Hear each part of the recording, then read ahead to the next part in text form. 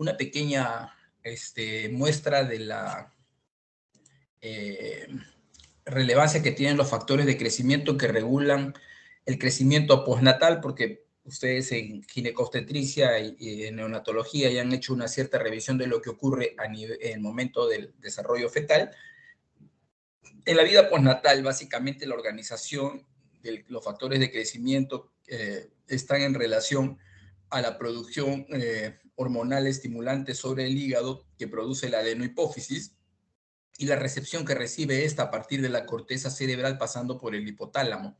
En esta integración de factores conocidos como son los factores de los estimulantes de la hormona de crecimiento o no conocidos como son una serie de péptidos que son sintetizados por la corteza cerebral o que llegan a la corteza cerebral, estimulan o inhiben la producción de alguno de ellos.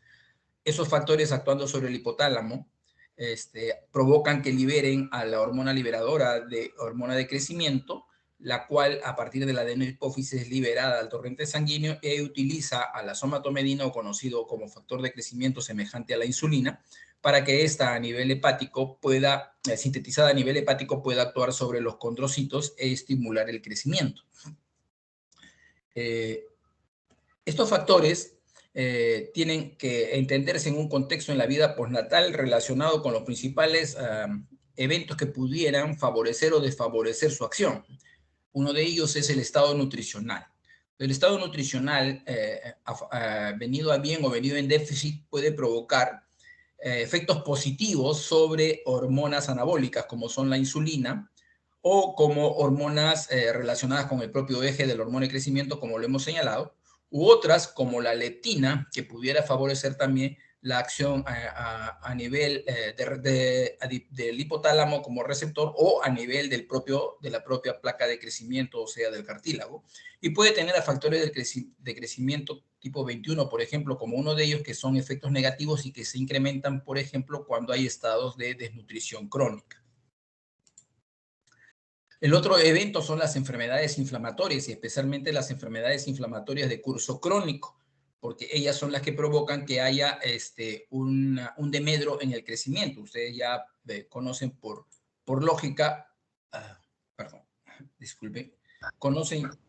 conocen por lógica que hay una disminución del crecimiento en aquellos niños o aquellas personas que están afectadas por procesos infecciosos crónicos. Entonces, aquí básicamente es la liberación de citoquinas proinflamatorias que pueden actuar a diversos niveles. Por ejemplo, en tratamientos crónicos con los glucocorticoides, que pueden llevar a la supresión del crecimiento, al estrés o hipercortisolismo en enfermedades propias que puedan llevar a su producción, que también la suprimen.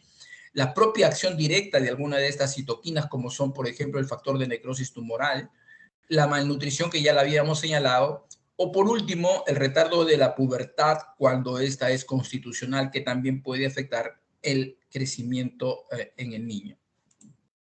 Luego está ya el eje conocido que veníamos señalando, la acción propia que tiene la hormona de crecimiento a través de la IGF-1 o ella misma sobre el cartílago de crecimiento, y entonces todo aquello que esté en relación a que favorezca su producción o a que la inhiba, son aquellos factores donde el cartílago de crecimiento puede verse alterado en su maduración. Desde el punto de vista endocrinológico, que suele ser a lo primero que se le culpa, cuando es todo lo contrario, las fallas de los sistemas endocrinos no son los más frecuentes, son los, digamos, menos frecuentes, pero sin embargo son a los que más se le relacionan.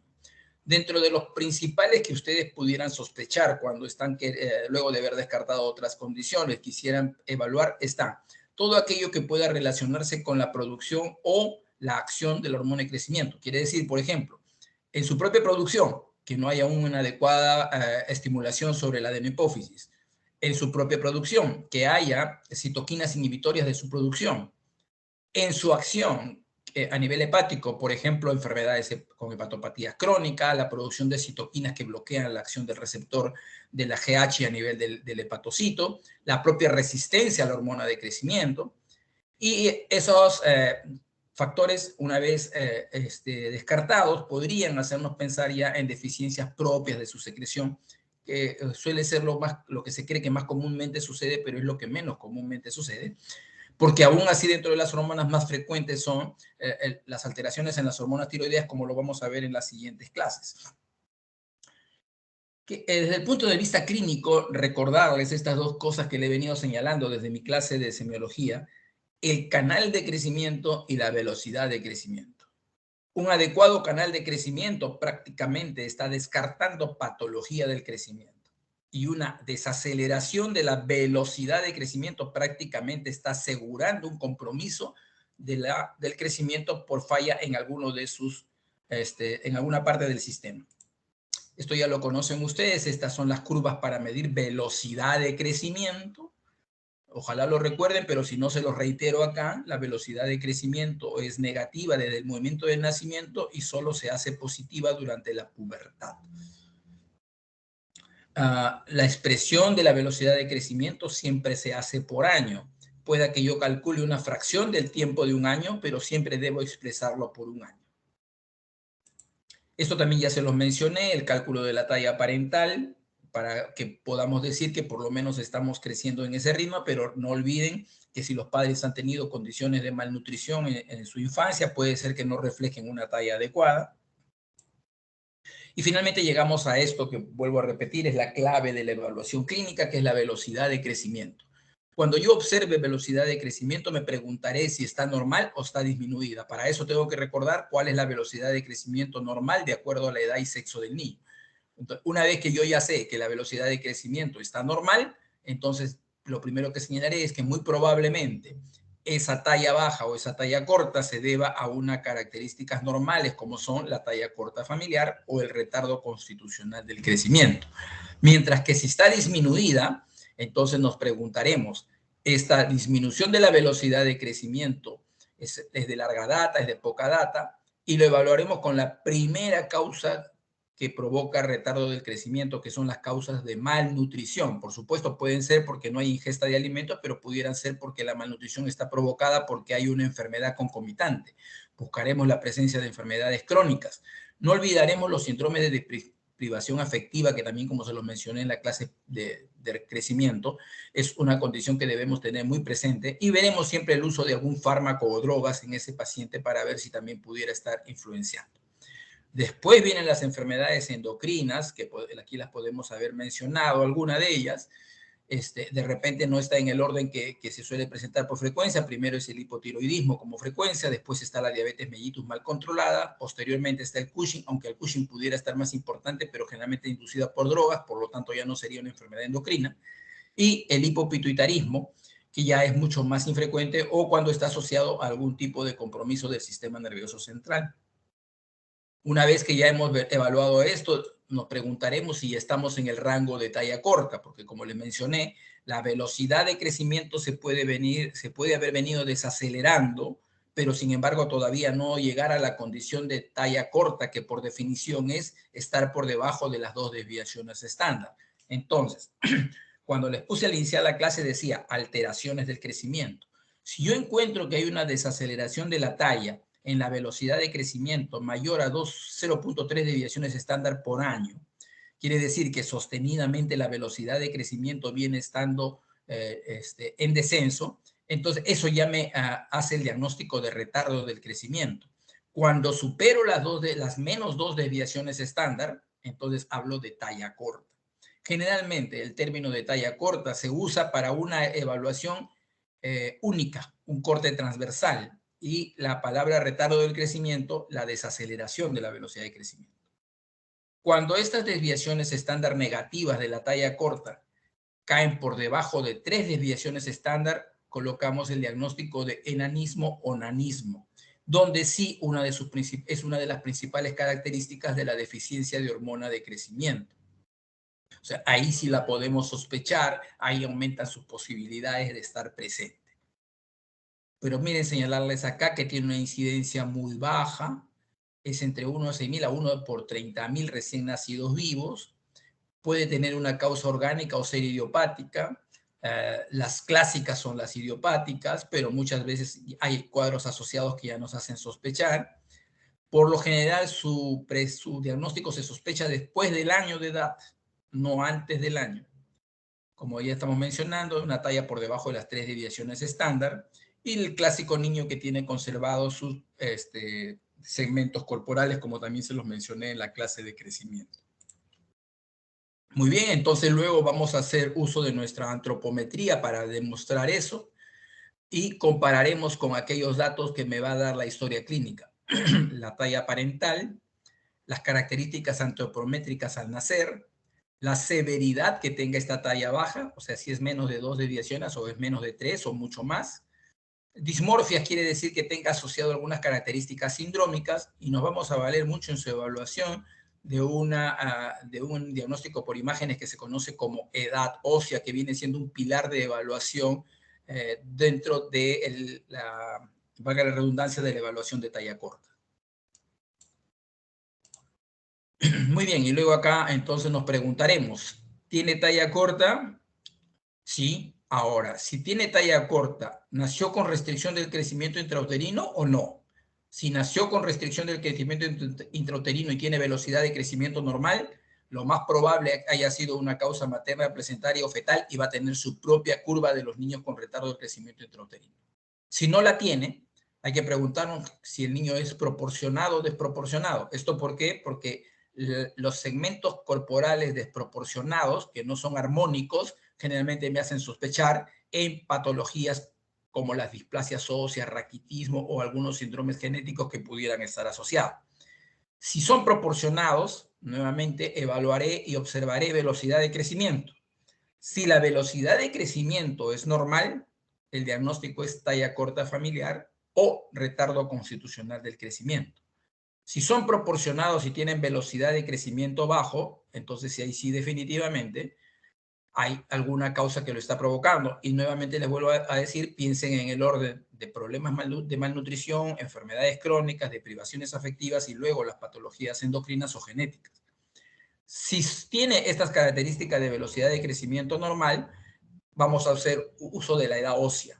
Cuando la edad ósea es igual que la edad cronológica, la sospecha es talla corta familiar. Cuando la edad ósea es menor que la edad cronológica, las sospechas son retardo constitucional del crecimiento, pero no debo descartar la presencia de patologías, por lo cual este niño debe estar en observación permanente.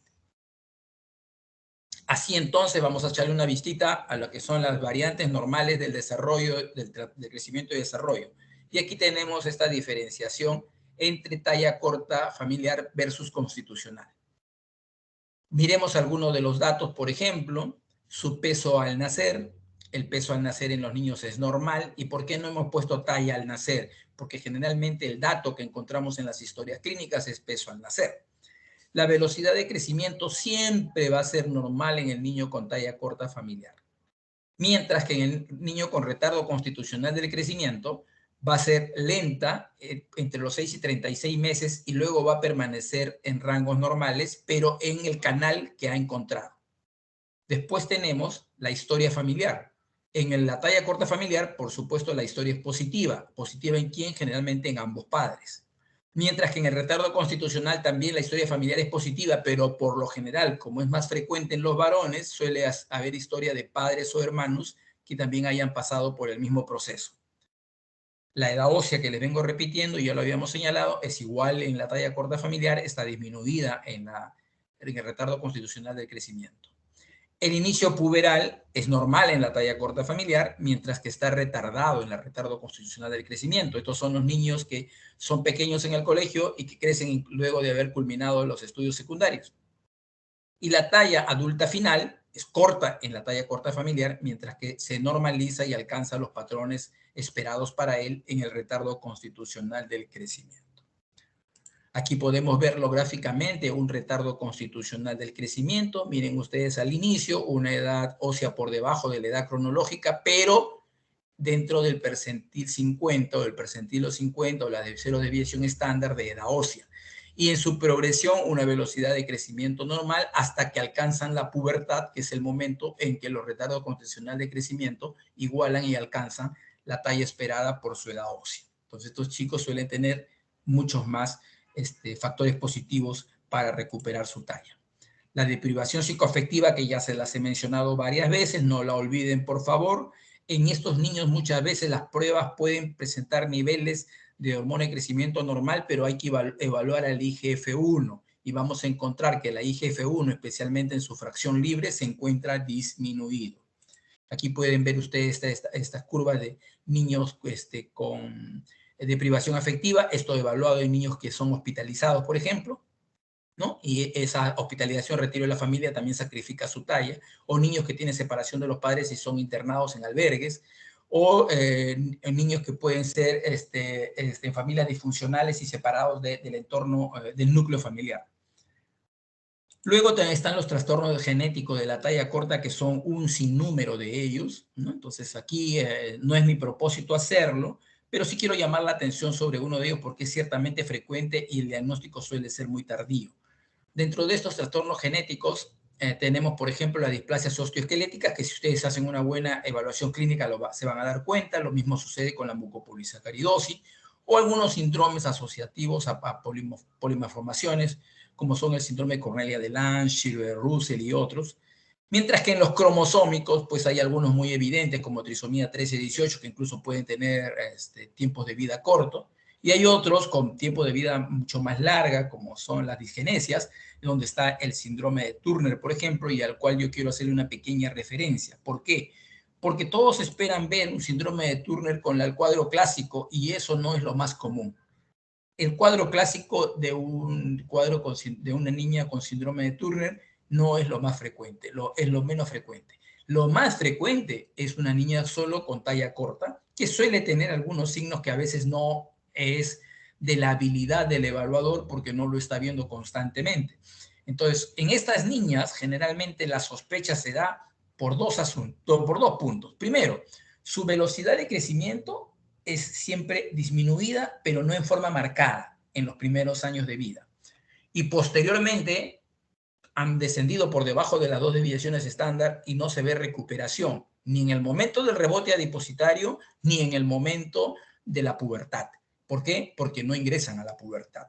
Entonces, ahí es donde generalmente llega la sospecha, pero esa sospecha ya es tardía. Entonces, velocidad de crecimiento disminuida en una niña y que pueda tener algunos caracteres que no hemos sospechado, siempre debe plantear la posibilidad de un síndrome de Turner. ¿Por qué? Porque un adecuado diagnóstico temprano pudiera facilitarle que con el uso de hormona de crecimiento tengan la expectativa de mejorar hasta 7 centímetros sobre su talla final. Y para una niña pudiera ser eso significativo desde el punto de vista emocional. Muy bien. ¿Alguna pregunta hasta aquí?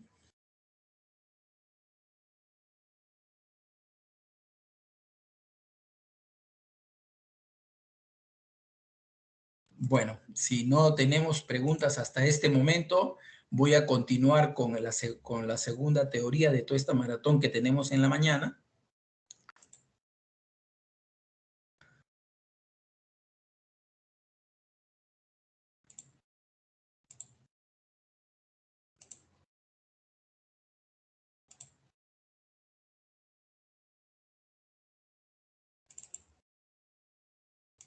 Y vamos a ir con esta entidad que es el hipotiroidismo congénito y el cual ustedes de cierta manera ya lo han visto en neonatología al hablar del tamizaje neonatal.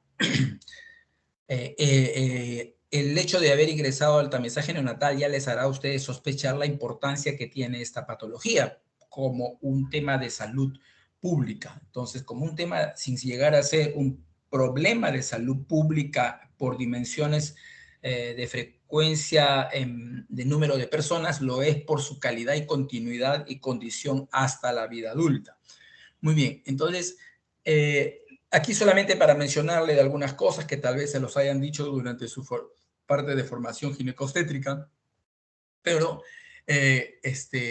dentro de las cosas que se establecen para el buen funcionamiento del eje hipotálamo hipófisis tiroideo, dos cosas. La primera, el momento en que haya una respuesta de la TSH a la hormona estimulante de la tirotropina, que se produce entre las 20 y 24 semanas. ¿Y por qué yo lo señalo? Porque cada vez rescatan a niños con edades mucho menores, o sea, niños de muy, muy bajo peso o extremadamente bajo peso, y aquí ya podemos tener en cuenta la participación de la hormona tiroidea. Y lo otro es la sensibilidad que tiene esa TSH, que se da entre a las 20 semanas, hasta alcanzar una autorregulación completa que se da a las 40 semanas, entre las 36 y 40 semanas. Estos son puntos importantísimos que debemos tener en cuenta. El otro punto importante que debemos tener en cuenta es que al momento del nacer hay una estimulación muy marcada de la producción de TSH. La TSH se eleva como respuesta a ese evento del nacimiento, a ese trauma que se le considera, entre comillas, al nacimiento. La elevación de algunas hormonas adenohipoficiarias como la TSH es marcada en ese momento. Y aquí estamos observando su curva de descenso postnatal. ¿Y por qué tiene importancia esto? Porque justamente el tamizaje neonatal ha sido propuesto para realizarse cuando la TSH ya debe haber alcanzado sus menores valores, y eso generalmente se da entre las 24 a 48 horas de vida, siendo el momento más oportuno de toma a las 48 horas. Pero teniendo en cuenta que cada vez hay más altas tempranas, generalmente tomarlas entre las 24 y 48 horas ya nos ayuda. Por supuesto que aquí hay una excepción de la interpretación de acuerdo a la prematuridad del niño. Aquí esquemáticamente para saber dónde puede estar la afección que me puede haber llevado a hipotiroidismo, ¿no? Este es el eje normal. Aquí, por ejemplo, ya tenemos una lesión del tallo hipoficiario, entonces, por supuesto, ya ahí tenemos una lesión que eso lo lleva a calificarlo como hipotiroidismo central. La destrucción del lóbulo anterior de la hipófisis también, eso generalmente se ve en personas un poco mayores. La ausencia de la hormona tiroidea, que no es dentro de las más grandes agenesias o de las digenesias, pero que se presenta y que suelen ser las más severas. ¿Por qué? Porque ellos dan expresión desde la vida intrauterina, mientras que las deficiencias enzimáticas, etcétera, que vienen a ser las más frecuentes, o las disgenesias propias que dañan a la tiroides, suelen ser las causantes, como lo vamos a ver luego, de hipotiroidismo congénito. El hipotiroidismo congénito posteriormente puede ser permanente o puede ser transitorio. Si lo vamos a tratar a uno o al otro no, ya es una cuestión de discusión clínica, tomando en cuenta muchos factores, pero aquí en este momento lo que nos vamos a ocupar es de el hipotiroidismo en forma permanente desde el punto de vista académico. Y aquí a la cabeza están las disgenesias tiroideas, atiriosis, ectopia tiroidea, hipoplasia tiroidea, la dishormonogénesis, donde generalmente hay una historia familiar, el bocio endémico, que ya no es, gracias a Dios, un problema en nuestro país, y la exposición materna a algún elemento yodado después de las 10 semanas de gestación. Y tener cuidado en las madres que se someten a procedimientos, por ejemplo, durante la etapa de gestación. Luego tenemos a los hipotiroidismos primarios transitorios, quiere decir aquellos que van a recuperarse. Entonces aquí, por ejemplo, el uso de antitiroideos en madres con hipertiroidismo, nuevamente la exposición a yodo por parte de la madre o el feto, cuando no son de gran envergadura, pueden ser un daño transitorio. Los anticuerpos bloqueadores de una madre que pueda tener tiroiditis autoinmune, la deficiencia de yodo, que también era frecuente en algunas zonas de nuestro país, y la nefrosis congénica, que también es una alteración que puede haber asociado en el niño. Las dishormonogénesis transitorias se pueden dar cuando hay inhibición por acción de alguna droga. El síndrome de Down, tenerlo en cuenta porque puede hacer una hipertiroidisminemia idiopática aislada. Y el hipotiroidismo primario idiopático, quiere decir en aquel que no hemos sido capaces de determinar su causa. En el caso de ser central, aquellos donde la lesión es hipoficiaria o hipotalámica, entonces puede haber deficiencia de cualquiera de los elementos producidos a ese nivel, o ser de condiciones familiares donde la historia es muy clásica. ¿Cuál es la diferencia que encontramos entre ambos? Por supuesto, es mucho más raro el transitorio, es más frecuente el permanente. Aquí yo estoy poniendo una incidencia tomada de la presentación a nivel, digamos, internacional, pero seguramente la doctora Dávila, cuando ha tenido la oportunidad de conversar con ustedes, les podrá haber comentado de la incidencia de la maternidad de Lima, que llegaron a exponer en un momento una incidencia cercana a 1 entre 1500. Entonces, en nuestro medio probablemente consideramos que debemos andar entre 1000 y 2000 niños afectados de acuerdo ahora a los programas de tamizaje. La frecuencia ya la tienen acá, ¿no? Las disgenesias tiroideas son las más frecuentes y dentro de las otras las exposiciones a yodo. Muy bien, el Ministerio de Salud, tomando en cuenta esta resolución que la tenemos aquí en pantalla, decretó las normas técnicas para el tamizaje neonatal de hipotiroidismo congénito y otras entidades, como una obligatoriedad por parte de los establecimientos de salud del Estado. Entonces, desde el año 2019 es obligatorio que todo centro de atención materno-perinatal donde haya partos estén obligados a realizar o sugerir o señalar la realización de el tamizaje neonatal para hipotiroidismo. Y aquí viene lo que yo les estuve señalando a ustedes, los criterios para la toma de muestra que les señalé a grandes rasgos a las 48 horas de vida. Pero vean ustedes cómo la diferencia se hace con el prematuro, donde se suele hacer un retamizaje a los 15 días de tomada de la primera muestra. Y yo diría que hasta los 15 días de tomada la primera muestra, ¿por qué? Porque las diferencias de prematuridad pueden ser mucho más marcadas entre otras. Entonces, pudiera ser que haya que retamizar nuevamente en algunos de muy extremadamente bajo peso. Y aquí están también los niños que han estado en unidades de cuidados intensivos, que a pesar de nacer a término, tuvieron alguna complicación, tuvieron una condición crítica. En ellos también, luego de tomarle a las 48 horas, debe repetirse a los 15 días. Muy bien. Y esto es la interpretación de lo que utilizamos al contar con los valores de tirotropina. ¿Por qué solamente pongo de tirotropina? Porque a diferencia de otros países, en otros países se utiliza tanto la medición de la tirotropina como de la T4. En cambio, nosotros en nuestra reglamentación solamente lo hacemos con tirotropina. ¿Por qué aquí entonces se nos pueden pasar algunos niños que tengan hipotiroidismo central? Pero como no era el más frecuente y por lo general no suele causar el deterioro del sistema nervioso central que causa el hipotiroidismo congénito primario, entonces seguimos utilizando este de acá. Cuando tengamos una TSH mayor de 10 en la condición ideal de toma de muestra, lo que vamos a hacer es pasar a tomar un estudio en sangre venosa para confirmar el diagnóstico y aquí sí ya haremos la valoración de TSH y T4. Cuando las pruebas están mayores de 7, pero menor de 10, vamos a repetir la prueba en talón. Generalmente lo hacemos a la semana o a los 5 días. Y si lo encontramos permanentemente entre 7 y 10, vamos a repetir la prueba en sangre venosa. Si es menor de 7, lo consideraremos normal para el descarte de hipotiroidismo congénito primario. Por supuesto, aquí pueden quedársenos algunos con hipotiroidismo central.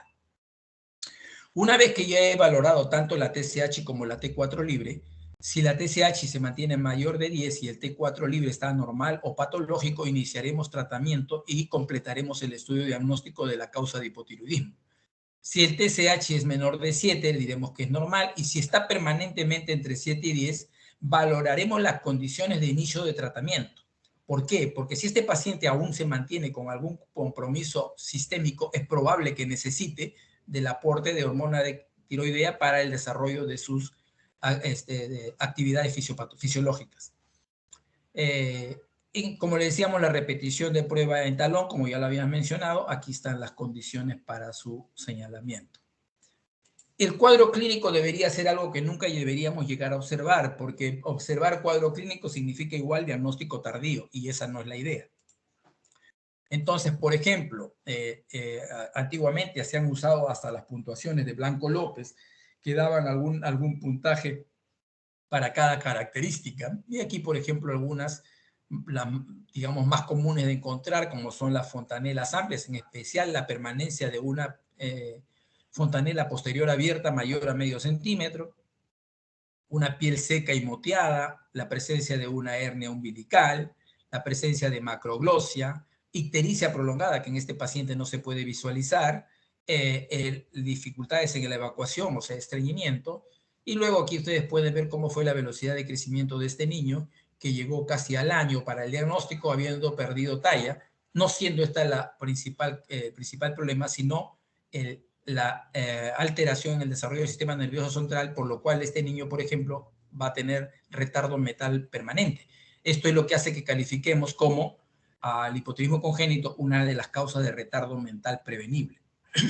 Pero pudiera que no lo observemos en la lactancia y lo observemos más tarde, como se da en estos niños que tienen generalmente una alteración congénita de la tiroides, como es la tiroides ectópica, pero una tiroides ectópica que le permitió en sus primeros años tener la suficiente cantidad de hormona tiroidea para no alterar su desarrollo del sistema nervioso central, pero sí posteriormente, a los 2 años, comenzar a sacrificar el crecimiento.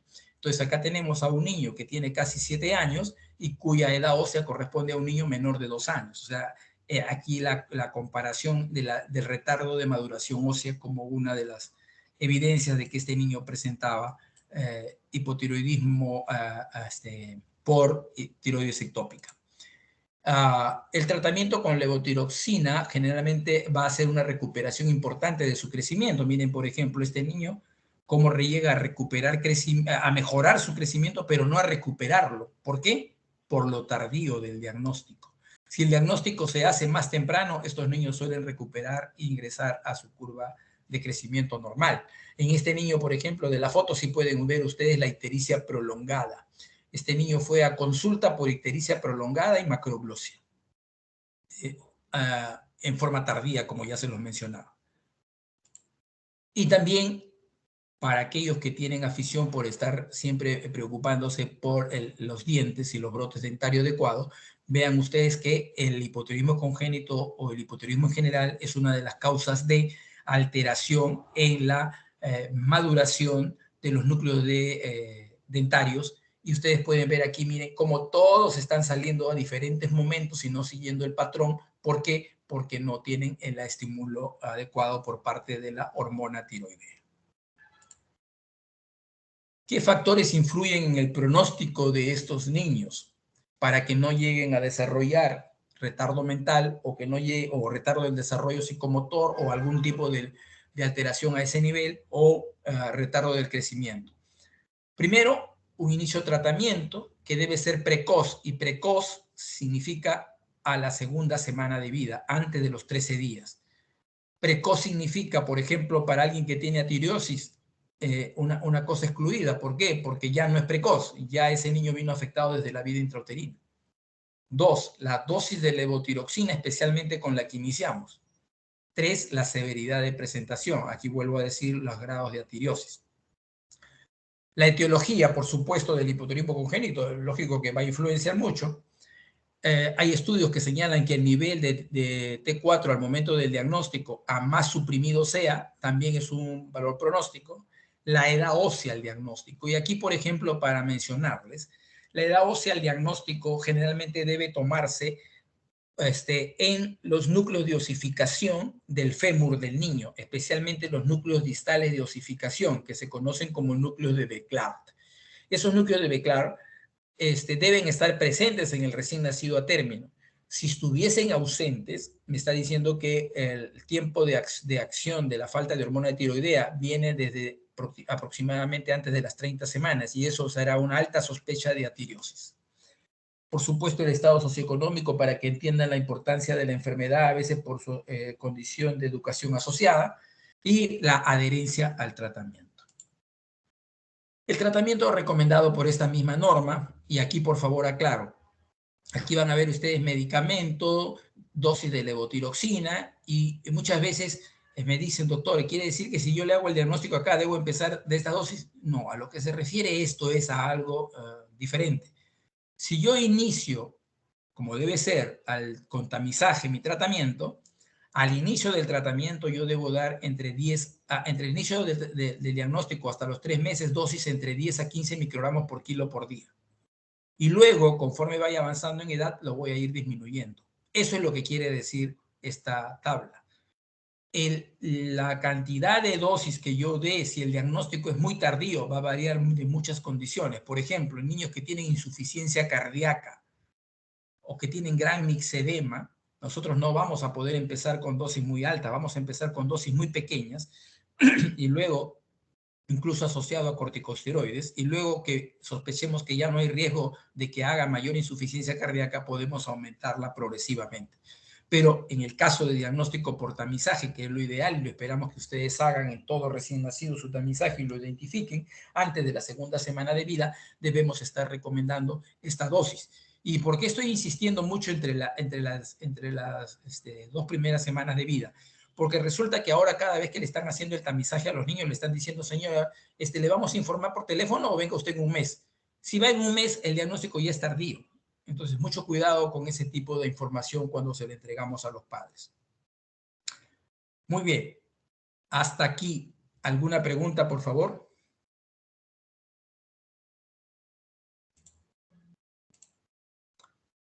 ¿Alguna pregunta?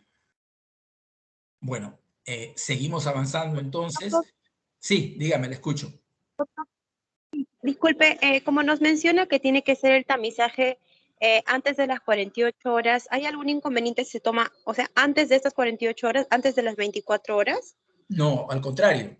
40, como le mencionaba, los 48 horas es el punto ideal a partir del cual debemos tomar.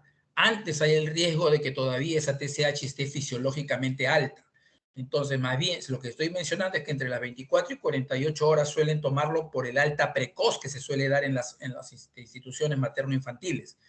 Pero si lo tomamos después de las 48 horas, el valor va a ser incluso más conveniente, porque se dice que incluso hasta los 5 días los valores suelen ser mucho mejor reflejados de lo que está pasando. Gracias, doctor. Muy bien. ¿Alguna otra pregunta? Ok. Entonces voy a compartir ahora y ahora voy a hablarles de el hipotiroidismo, pero ya del hipotiroidismo adquirido. Quiere decir aquel que después de la vida postnatal que no corresponde al hipotiroidismo congénito. A ver, empecemos por acá y dentro de las condiciones igual, primarios y centrales. Y he puesto consideraciones especiales porque hay algunas, como el hipotiroidismo subclínico, al cual yo le voy a dar un poquito de algunas diapositivas acá, porque sí es siempre conveniente mencionárselos, porque suelen haber diagnósticos equivocados a partir de esa interpretación. Dentro del hipotiroidismo adquirido siempre su signo principal ha sido el bocio y por eso está en esta imagen. Y dentro de los niños nunca se olviden ahora que hay mucha mayor cantidad de evaluación de niños con hipotiroidismo, con síndrome de Down. No olviden que es una de las entidades que más suele asociarse al hipotiroidismo. Muy bien. ¿Cómo hacemos el diagnóstico diferencial y a qué nos valemos? Aquí, por ejemplo, la tiroiditis autoinmune es la más frecuente dentro de los hipotiroidismos adquiridos en la vida infanto-juvenil. Las que vienen con bocio se llaman tiroiditis de Hashimoto y las que vienen sin presencia de bocio, sino con atrofia de la tiroides, se llaman mixedema primario. Dentro de las anormalidades congénitas que puede expresarse tardíamente, o sea que yo le puedo haber hecho tamizaje, salió normal, no hay ningún problema, y aparece como ese niño que les mencioné en la foto. Esa tiroides ectópica, por ejemplo, es la que muestro yo acá en esta imagen que ustedes pueden ver, cómo en la base de la lengua se ve, entre la úvula y la base de la lengua se ve una tumoración. No sé si lo logran ver, creo que sí se debe ver. Y es interesante, ¿por qué? Porque muchas veces lo confunden con quistes de lengua, las operan y lo que están haciendo es quitarle la tiroides y volviéndolo hipotiroideo de inmediato. Entonces, mucho cuidado en la evaluación de estas lesiones de base de lengua. Luego están la deficiencia de yodo, las drogas y algunas otras entidades neoplásicas y no neoplásicas que pueden también alterar la función tiroidea. Vamos con la tiroiditis autoinmune y aquí están sus codificaciones de CIE10 y siempre insisto con eso de los CIE10 porque es algo de lo que ustedes van a tener que siempre evaluar. Muy bien, la tiroiditis autoinmune tiene algunas características que voy a tratar de mencionarlas con este estudio nuestro que lo realizamos en el Instituto Nacional de Salud del Niño, ya publicado hace unos años, para mencionar, por ejemplo, esto, ¿no? Es mucho más frecuente en las mujeres, se suele presentar en las edades peripuberales, en promedio. Entonces, por eso ustedes pueden ver aquí que el mayor grupo está generalmente en el estadio 2 del desarrollo puberal. Suele haber historia familiar de patología tiroidea en alrededor de la tercera parte de la población. En algunas series más grandes que la que yo presento acá, se suele decir que va entre el 25 y 40%. ¿Hay historia familiar de enfermedades autoinmunes asociadas? Sí, pero en nuestra población no es tan alta como lo dice la literatura. En la literatura la asociación puede llegar hasta el 50%. Las antecedentes de patología y de atopía y autoinmunidad también es presente, puede estar relacionado con lo autoinmune.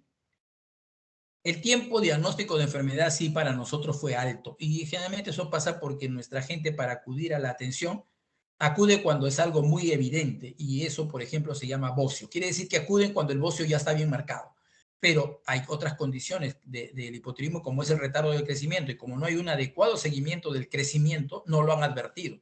Entonces estos niños vienen por bocio, pero cuando uno los evalúa ya hay talla corta, por ejemplo, o hay una velocidad de crecimiento en disminución notoria.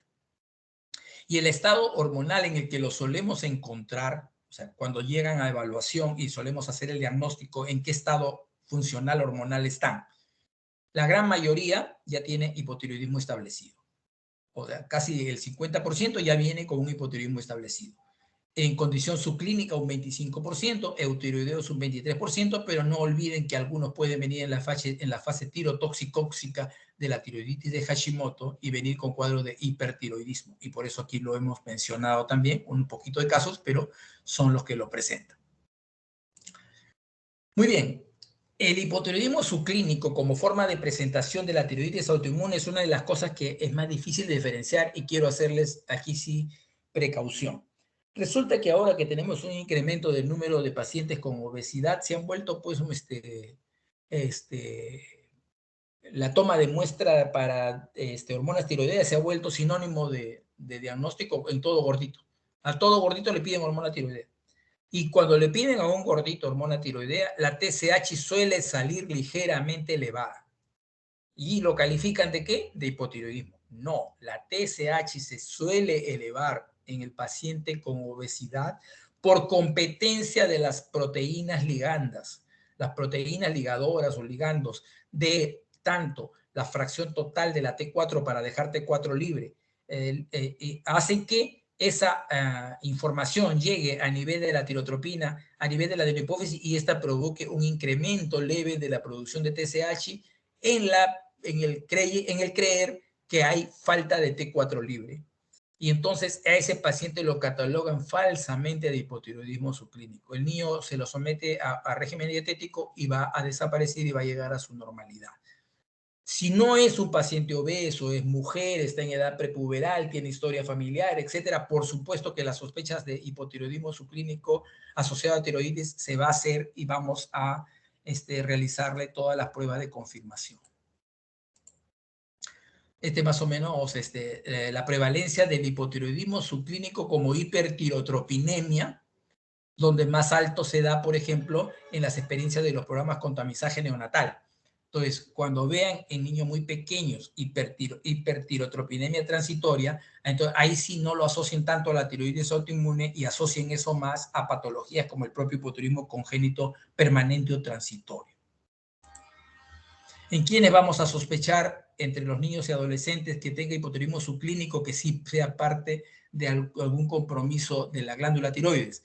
En pacientes con diabetes mellitus tipo 1, los síndromes cromosómicos como Down o Turner, enfermedades reumatológicas como la artritis reumatoide o enfermedad celíaca que nosotros generalmente no tenemos en nuestro medio.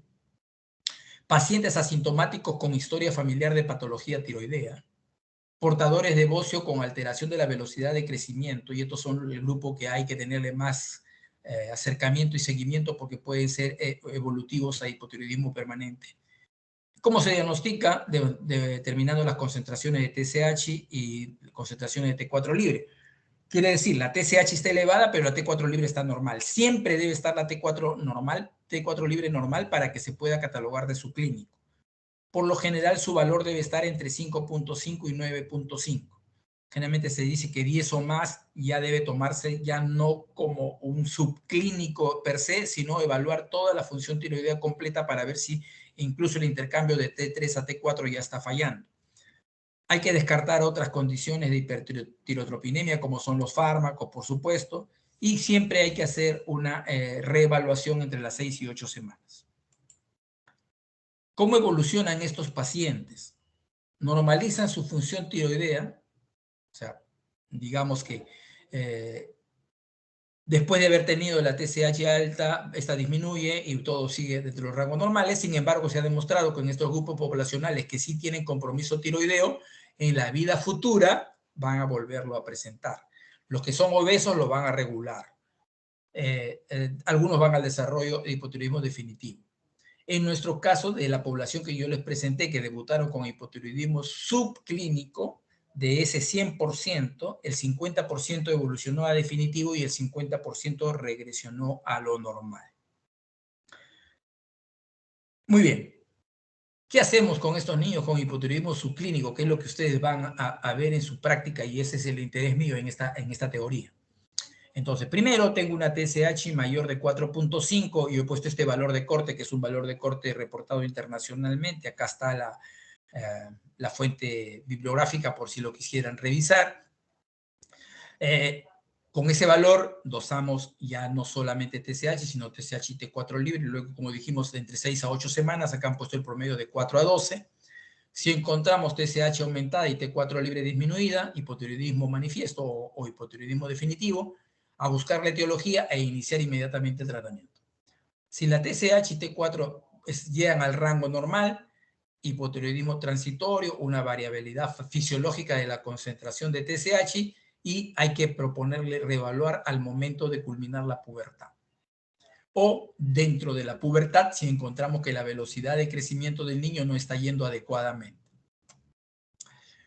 Ahora, si dentro de la anamnesis tenemos historia de hipertirotropinemia neonatal, de enfermedades autoinmunes o genéticas, exposición a fármacos, deficiencia de yodo, historia familiar, patología autoinmune o genética, etc., entonces propondremos la posibilidad de una tiroiditis autoinmune. Si el TSH está entre 4 y 10, no hay bocio, no hay signos, vamos a cada 6 meses ir evaluando tanto los anticuerpos antitiroideos como la función tiroidea y probablemente una ecografía para determinar si esto se mantiene o en algún momento pasa al hipotiroidismo. Si tiene este mismo grupo bocio o signos de hipotiroidismo, podemos considerar el tratamiento con levotiroxina. ¿Para qué? Para evitar el esfuerzo que está haciendo esa glándula a pesar de tener un proceso inflamatorio.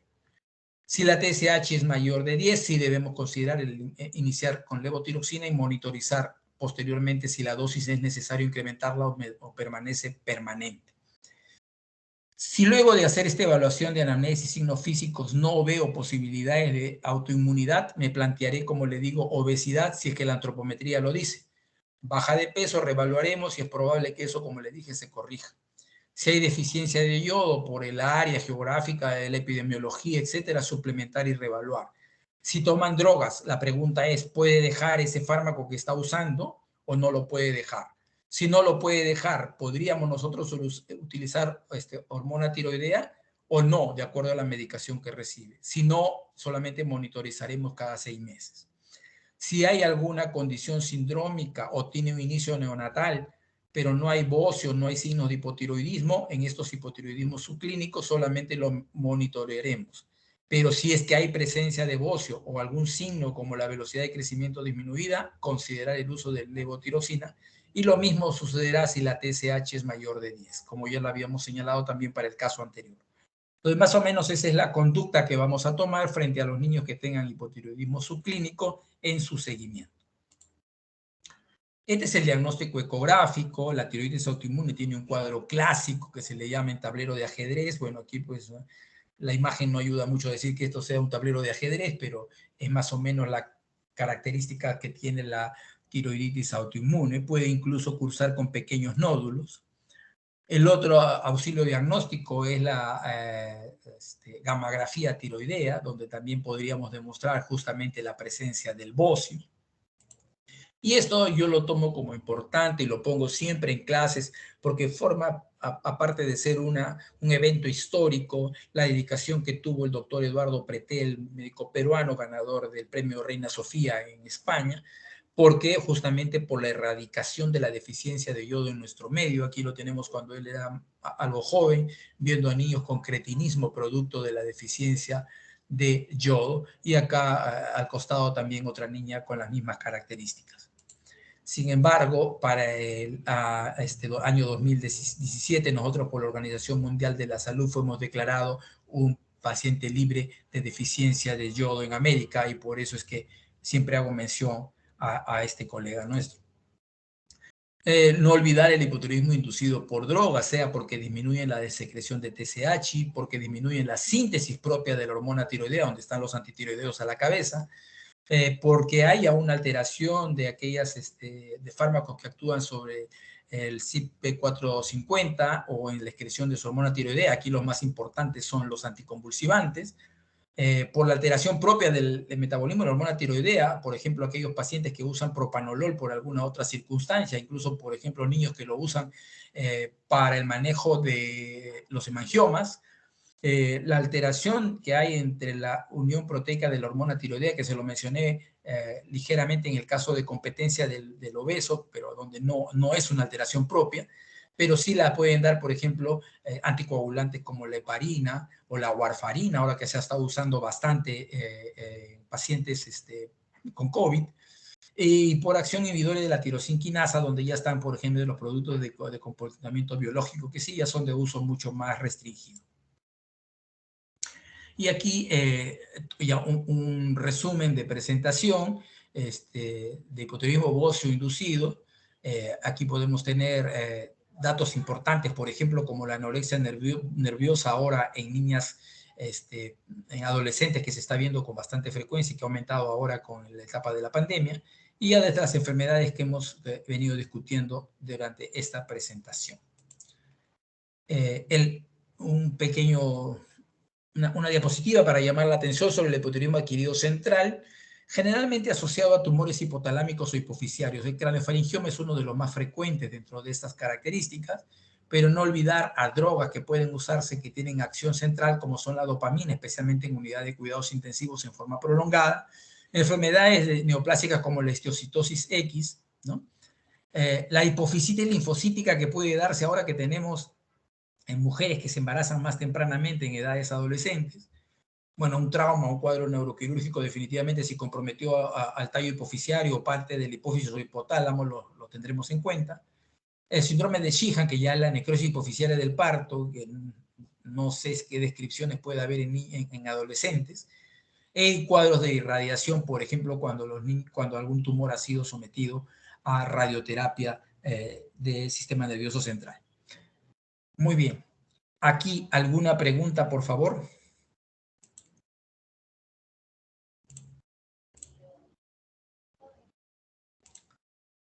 ¿Alguna pregunta aquí? Bueno, entonces continuaremos avanzando. Y aquí vamos a ocuparnos ahora de una entidad que yo sí creo que en algún momento de su vida lo van a ver, pero que muchas veces lo dejan pasar. Entonces, como el tiempo que tengo de las exposiciones para esto es muy corto, lo que voy a hacer dentro de la parte de diabetes mellitus es dedicarme a que ustedes reconozcan una de las entidades que puede presentarse como forma de debut o no dentro de las emergencias, siendo una de las emergencias pediátricas que suele causar mayor estrés en quien atiende en salud, porque no es una entidad que la está viendo cotidianamente, pero que les aseguro la van a ver. Entonces, vamos a ocuparnos de la cetoacidosis diabética.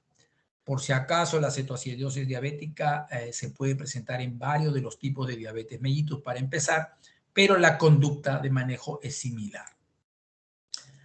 Es un estado que hace referencia, como dice ahí, a una descomposición aguda en un paciente diabético, por lo general tipo 1, aunque le vuelvo a decir que se puede presentar en diabetes mellitus tipo monogénica, como es la diabetes mellitus neonatal, o puede presentarse en la diabetes mellitus tipo 2, donde por nuestra experiencia 2.5, o sea que, vamos a decirlo así, el 25% puede debutar con esto. Y suele presentarse como debut de la enfermedad o durante ya la evolución de la enfermedad. En este caso, el debut de la enfermedad suele ser el que más problemas da, porque cuando ya hay el antecedente de la enfermedad, rápidamente se plantea el diagnóstico. Esta es la fisiopatología de la cetoacidosis diabética. Ahí lo tienen para que ustedes, no me voy a poner a describir lo que está en este fluxograma, que creo que está fácil de entender, Pero yo les voy a hacer una comparación coloquial para que me entiendan un poquito. Pongamos que nos encontramos en voy a poner en un hotel. Supongo que todos por alguna razón, alguna vez de viaje o motivos extras han ido a un hotel. Generalmente hay pasadizos, hay habitaciones y generalmente todo está comandado desde un área central de recepción o lo que fuese, de donde sale todos los pedidos, indicaciones de cada una de las habitaciones. A cada habitación le vamos a llamar la célula, a los pasadizos le vamos a llamar la vía sanguínea, o sea, el torrente sanguíneo, y vamos a llamarle a la recepción el cerebro conductor de esto. Muy bien. Pongamos hipotéticamente que todos los huéspedes están dentro de sus habitaciones. O sea, todos los componentes importantes del metabolismo del ser humano están dentro de la célula. Y todos, como es necesario para poder funcionar, requieren de un sustrato. El sustrato calórico más importante en nuestro sistema se llama glucosa. Quiere decir, la glucosa es el elemento central calórico que va a permitir de que la célula tenga el adecuado aporte energético para que pueda desarrollar sus múltiples actividades. Bueno, resulta que todos los integrantes que están dentro de estas habitaciones piden que les envíen sus alimentos.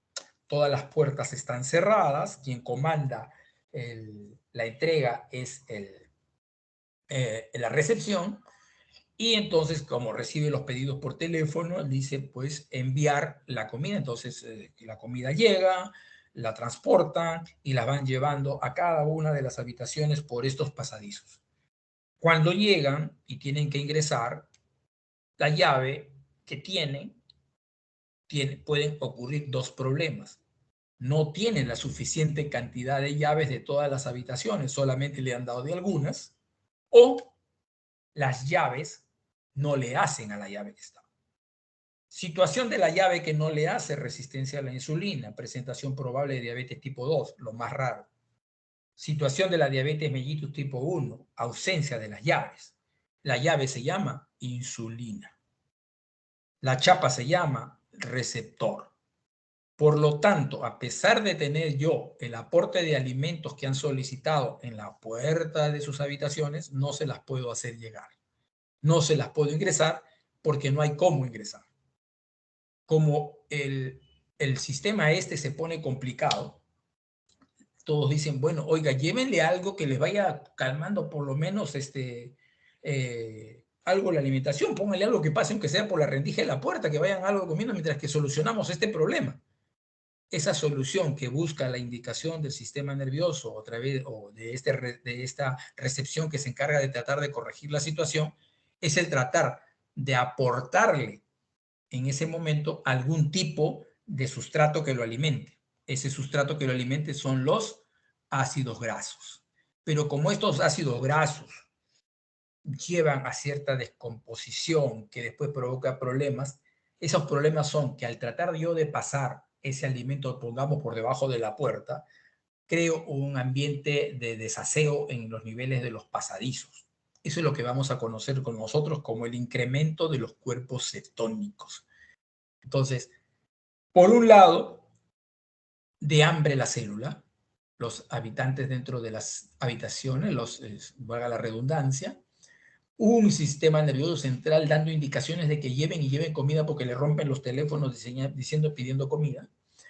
Gente tratando de solucionar el problema y tratando de llevar cosas para aportar que pueda facilitar y darle más glucosa a estas personas y dándose cuenta que no lo puede hacer ingresar y causando un tremendo desaseo a nivel de los pasadizos. Entonces, ese componente causado dentro de los pasadizos, ese desorden, ese acúmulo de carritos con comida, de otros elementos, eso en realidad es la alteración de los hidrogeniones que nosotros vamos a conocer después como acidosis.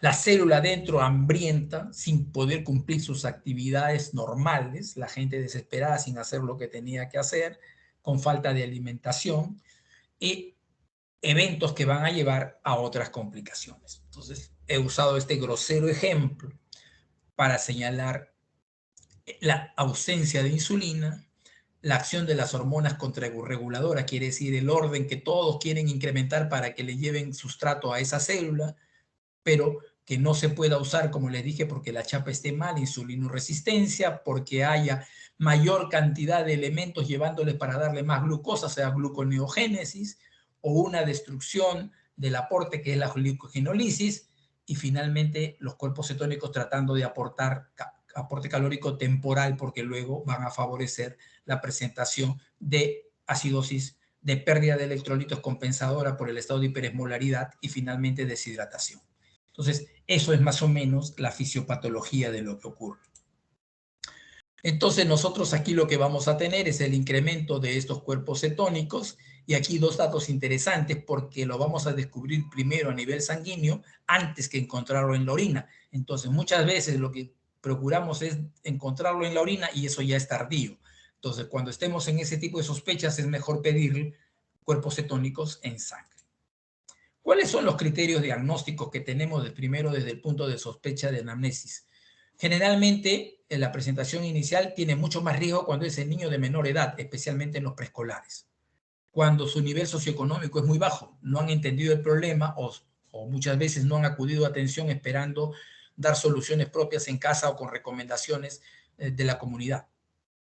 Factores de riesgo: cuando en un paciente ya conocido y ha tenido diabetes mellitus establecida, su requerimiento de insulina han incrementado y él no los ha aumentado.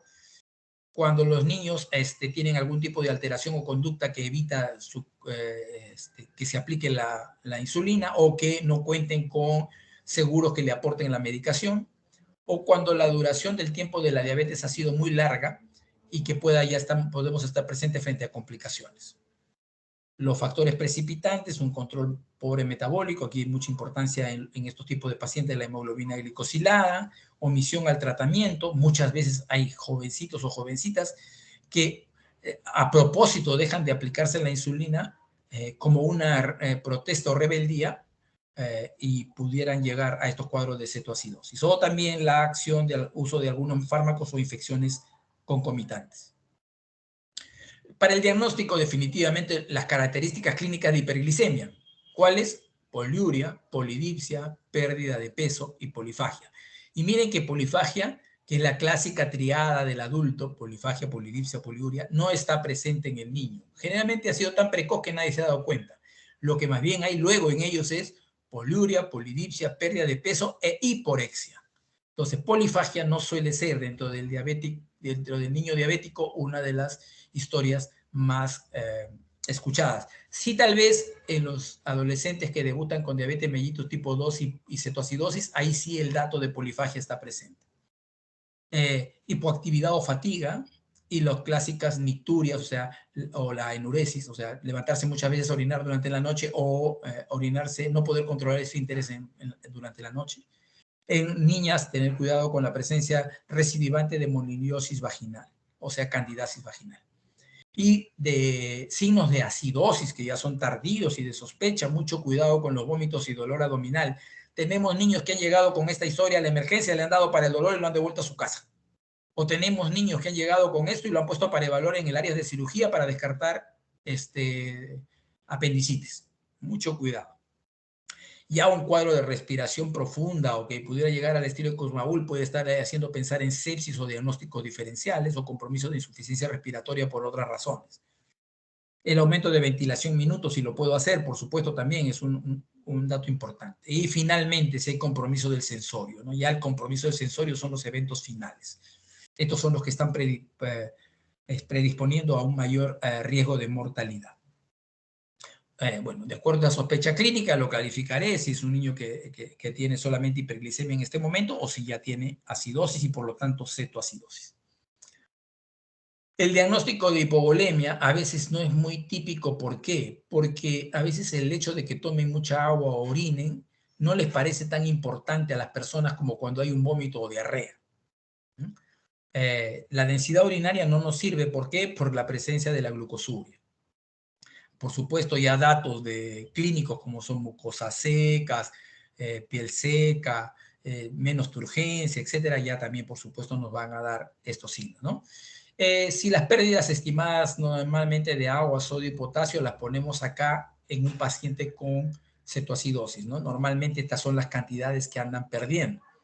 Pero si las pérdidas son menores al 10%, a veces la evaluación de esas pérdidas, los signos clínicos no son muy importantes, especialmente si se trata de un niño en edad escolar o adolescente. Entonces, cuidado con eso. Finalmente, entonces, los criterios diagnósticos de la cetoacidosis diabética son estos. Primero, hiperglicemia mayor de 200 miligramos por decilitro o puesto en milimoles 11.1. Acidosis, un pH menor de 7.3 o un bicarbonato menor de 15 milimoles o miliequivalentes por litro. Y la presencia de cetonemia o cetonuria, cualquiera de los dos. Entonces, primero, acidosis presente. Por cuerpos cetónicos presentes, cetoacidosis. La causa, diabetes. Cetoacidosis diabética. Esa es la tríada diagnóstica. La importancia, como le dije, de cetonemia versus cetonuria. Es más importante el diagnóstico de la cetonemia. ¿Por qué? Porque la presentación de la orina es mucho más tardío. Y si encontramos un valor de cuerpos cetónicos en sangre mayor a 3 milimoles por litro, especialmente, pues como hemos quedado, del beta-hidroxibutirato, este paciente debe acudir a emergencia porque muy probablemente ya está con cetoacidosis establecida. Muy bien, esto ya se los había mencionado, disculpen. Los grados de severidad de la cetoacidosis. Una cetoacidosis puede ser leve si es mayor de 7.2 pero menor de 7.3. Moderada si es mayor de 7.1 pero menor de 7.2 y severa si es menos de 7.1. Y en el caso del bicarbonato, si es mayor de 10 pero menor de 15, es leve, si es mayor de 5 pero menor de 10, moderada, y si es menor de 5, severa. Generalmente la condición severa va con compromiso de sensorio, riesgo de edema cerebral. ¿Qué vamos a hacer? Ya hice mi historia clínica, ya sospecho que es esto, le acabo de tomar con mi tirita reactiva y le encontré high, acabo de tomarle mi tira reactiva en orina y tengo cuerpos cetónicos positivos y luego tengo un cuadro clínico clásico de acidosis, por lo tanto, cetoacidosis diabética. ¿Qué hago? Y no hagan lo que hacen hasta ahora muchos grupos que dicen llamen al endocrinólogo. No, aquí el endocrinólogo no tiene nada que hacer al inicio, lo puede hacer cualquiera. Y aquí entonces lo primero son el ABC de la emergencia. ¿Qué cosa es lo que está llevándole ahorita a este paciente a que llegue a este estado de cetoacidosis? Sí, doctor, le falta insulina, pero la insulina fue la primera, donde empezó el problema. Eso no es lo que ha determinado.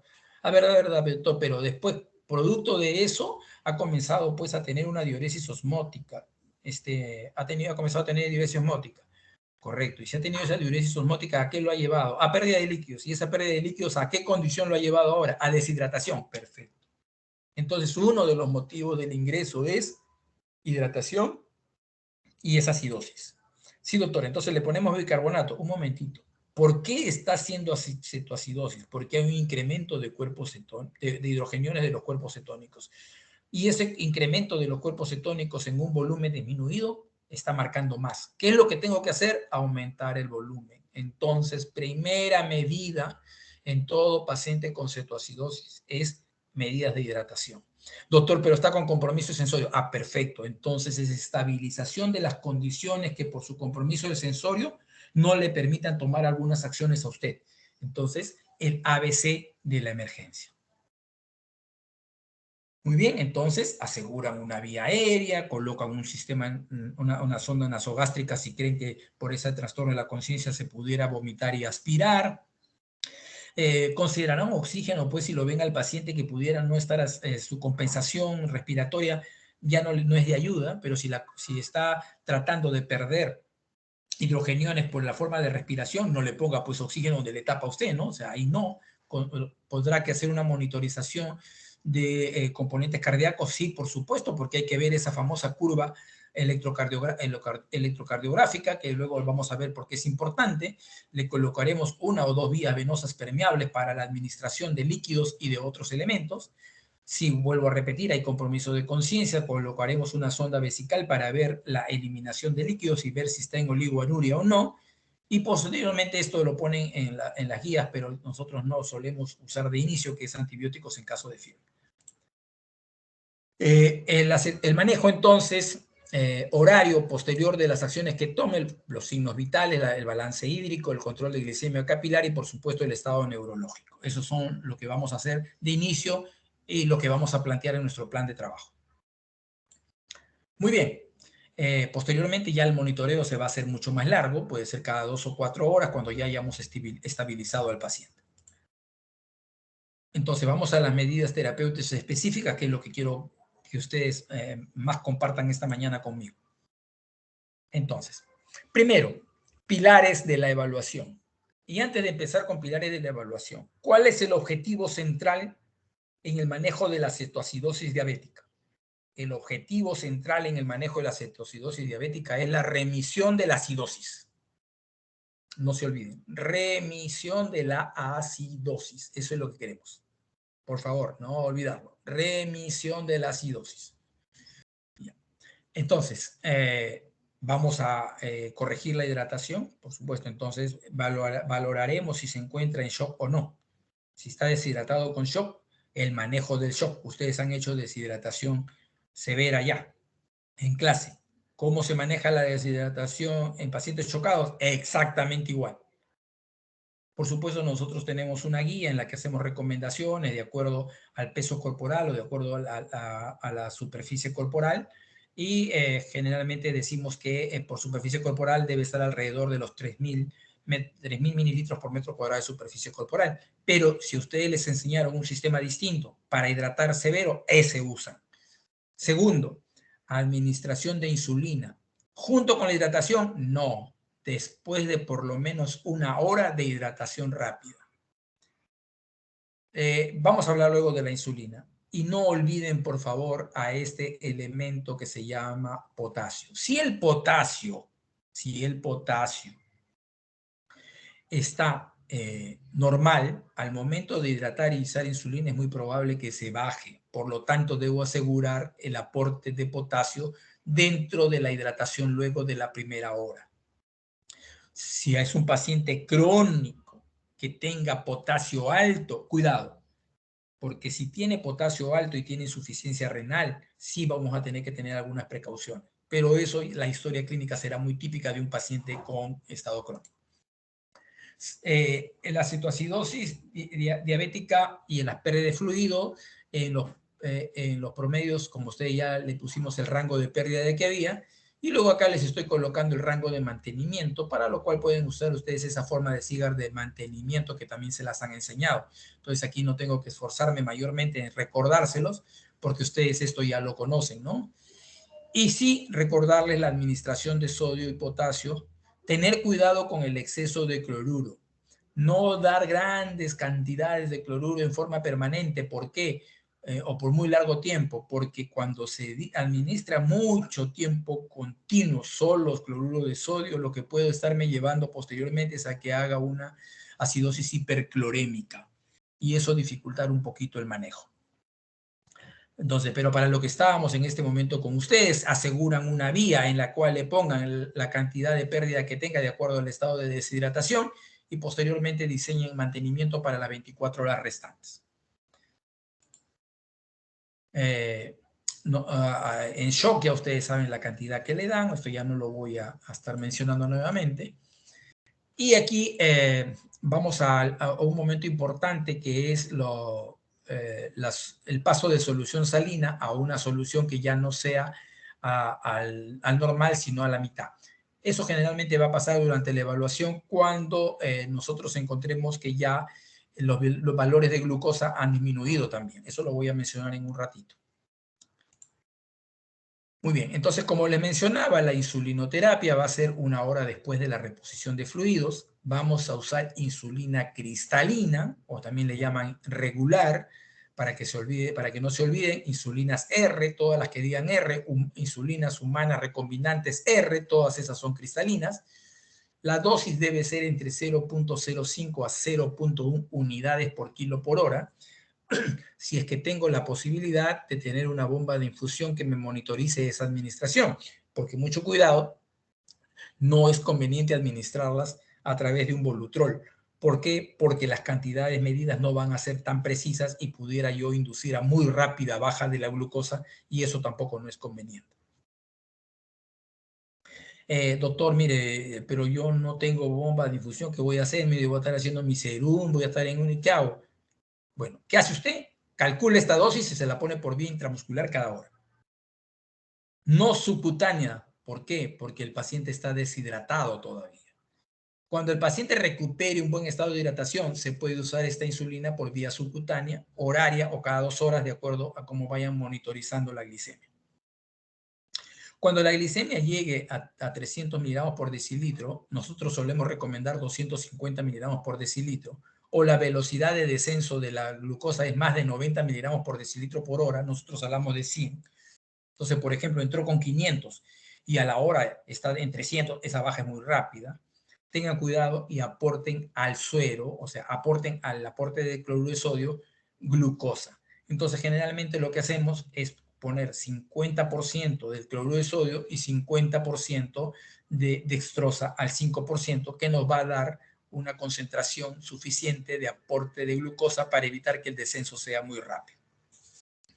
Entonces, empecé con la hidratación, mi hidratación rápida a la hora considero la administración de insulina, luego de 1 hora de seguimiento de esa administración veo cómo está mi glucosa, si mi glucosa está bajando muy rápido o ha bajado a menos de 250 miligramos por decilitro, coloco yo la dextrosa sumada al cloruro, el aporte 50% de cada uno y mantengo la velocidad de infusión de hidratación que tenga yo considerada.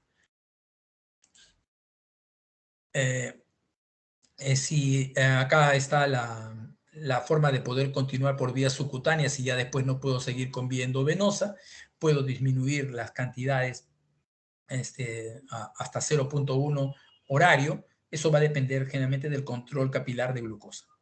Y como les dije acá, nunca se pone bolos de insulina endovenoso, por eso mucho cuidado de no usar Volutroles para la administración de insulina.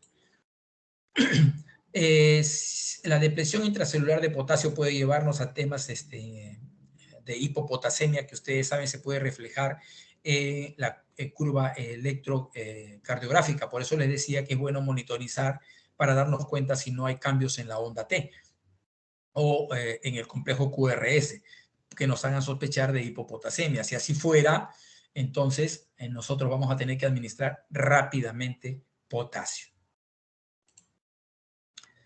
Entonces, si tenemos hipocalemia, aumentaremos la concentración de reposición en todo ese frasquito, primero 20 y luego 40. Si ya tenemos un estadio de normocalemia, poner 40 en todo el frasco. Y si tenemos hipercalemia, mantener siempre en 20 miliequivalentes por litro. Generalmente cuando hemos empezado, después de la primera hora de hidratación, ponemos 20 en la concentración del cloruro de sodio, o si así esté mezclado con dextrosa, ponemos un aporte de 20 miliequivalentes por litro. Pero si en el monitoreo encontramos signos de hipocalemia o hipocalemia en el dosaje de electrolitos, lo aumentamos a 40. Muy bien. ¿Cuándo usar bicarbonato de sodio? Usaremos bicarbonato de sodio solo en grados en los que haya hipercalemia, que no lo hemos podido disminuir, por ejemplo, como les decía, esos pacientes muy crónicos, ¿no? Ahí podríamos usar. O podríamos usarlo también cuando la concentración, cuando el pH haya sido menos de 7.1, por lo general 6.9, y no haya mejorado durante las 2 primeras horas de hidratación. Si van 2 horas de hidratación y el pH no se mueve, entonces sí debemos aportar bicarbonato. ¿Y por qué, doctor, antes nos sugieren que pongan bicarbonato? ¿Cuál es el problema? El problema es que el aporte de bicarbonato, en cuanto no es necesario porque el pH está mejorando, me va a aumentar el riesgo de edema cerebral. ¿Qué cosa puede estar haciendo que la terapia no esté teniendo el resultado que deseamos? mala hidratación, hipoglicemia que no hemos sospechado porque no hemos monitorizado adecuadamente la baja que hay cada hora, la no monitorización de signos clínicos o electrocardiográficos de hipocalemia, el exceso de cloro que me puede llevar a acidosis hiperclorémica, el uso de bicarbonato muy tempranamente que me puede haber llevado a edema cerebral. Esta escala de Glasgow la usaremos para estos tipos de pacientes para monitorizar justamente ese estado de conciencia, solamente usando a estos tres, no aplicando para estos en algunos casos porque no es el motivo de la evaluación. Es muy sencillo, le pueden usar ustedes para la puntuación del estado de conciencia. Muy bien, posteriormente la realimentación de insulina subcutánea básicamente van a tener estos puntos. O sea, ¿cuándo puedo volver a utilizar la vía oral? Primero que tenga buen estado de conciencia, pues, ¿no? Eso es lo más importante.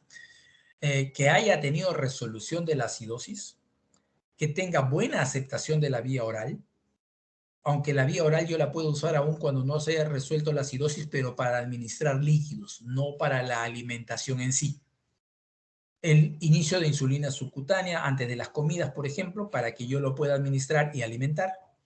Hay que mantener las dosis de administración de la insulina o hacer combinaciones ya de la insulina con otros tipos de insulinas de acción prolongada.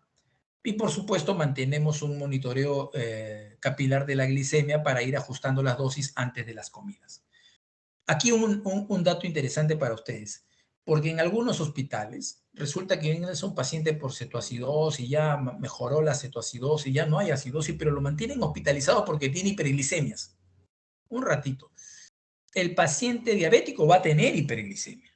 Para mí el problema no se llama hiperglicemia, para mí el problema se llama acidosis. Si el paciente ya no está en acidosis, el paciente puede estar con hiperglicemias, generalmente los mantenemos hasta que el paciente o su familia aprende del uso de la insulina, porque suele ser el temor.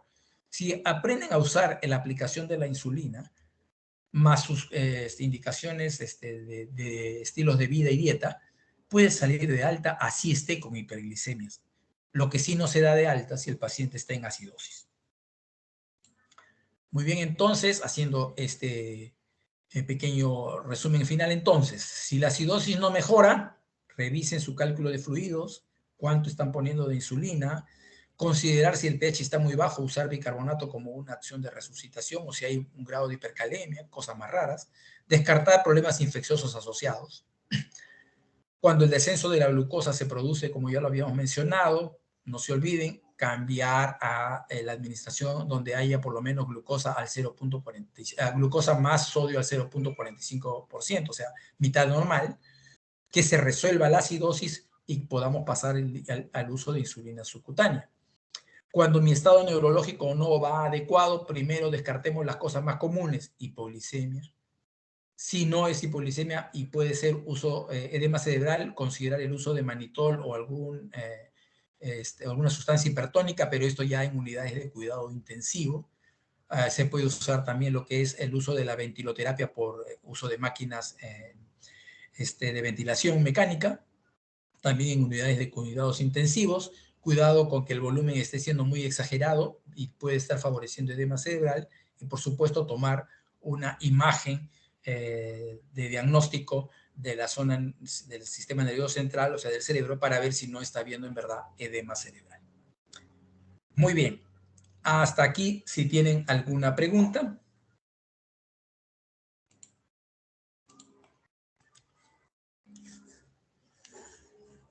Ninguna pregunta, muchachos, con esto se van a chocar, así con estas cosas la van a ver, así que no lo pierdan de vista. La cetoacidosis diabética no es una cosa que no se vea, se suele ver y nosotros que estamos en esto nos damos cuenta cómo se trauman cuando ven un paciente de este tipo.